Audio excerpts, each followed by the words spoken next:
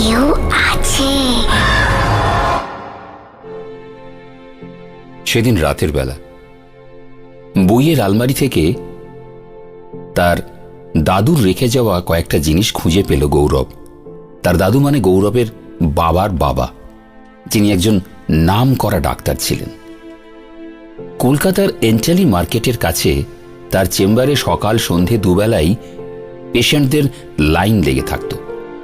খুব সিরিয়াস পেশেন্টদের ক্ষেত্রে তাদের বাড়িতেও কলে যেতে বিন্দুমাত্র আপত্তি করতেন না ডক্টর SK লাহিড়ী। গৌরব দাদুর স্টেথোস্কোপে হাত দিতেই মনে পড়ে যাচ্ছিল ছোটবেলায় কতবার এই স্টেথো দিয়েই দাদু তার সঙ্গে ডাক্তার রুগী খেলা খেলতেন। তখন ছোট্ট গৌরব ডাক্তার এবং দাদু তার রুগী। স্টেথোস্কোপ থেকে গৌরবের চোখ চলে যায় এবার তার দাদুর চশমার দিকে, রিমলেস গোল্ডেন ফ্রেমের চশমা।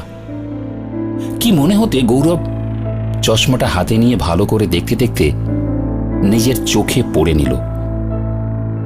আর চশমাটা পড়া মাত্রই হঠাৎ সে দেখতে পেল একটা সাদা অ্যাম্বাসেডর প্রচন্ড গতিতে একটা ট্রাককে ওভারটেক করতে গিয়ে রাস্তা থেকে ছিটকে গড়াতে গড়াতে প্রায় 10 ফুট নিচে গিয়ে পড়ল।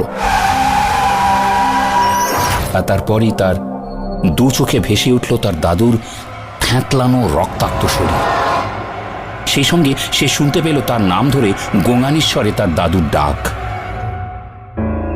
ভয়ে গৌরবের হাত পা স্থির হয়ে এলো। কোনো মতে সে চশমাটা চোখ থেকে খুলে ছুঁড়ে ফেলল মাটিতে। তারপর এক দৌড়ে ঘরের বাইরে আসতেই কেউ একজন জড়িয়ে ধরে তাকে। তারপর তার আর কিচ্ছু মনে নেই। রোগী দেখে ফেরার সময় দিল্লি রোডে এক পথ দুর্ঘটনায় প্রাণ হারান খ্যাতিমান চিকিৎসক ডক্টর SK লাহিড়ী। এই খবরটা সবাই জানে, কিন্তু তার চশমা হঠাৎ করে পড়ে ফেলার পর যে ঘটনাটা গৌরবের সঙ্গে ঘটল তার রহস্য আজ পর্যন্ত গৌরবের কাছে অজানাই রয়ে গেছে।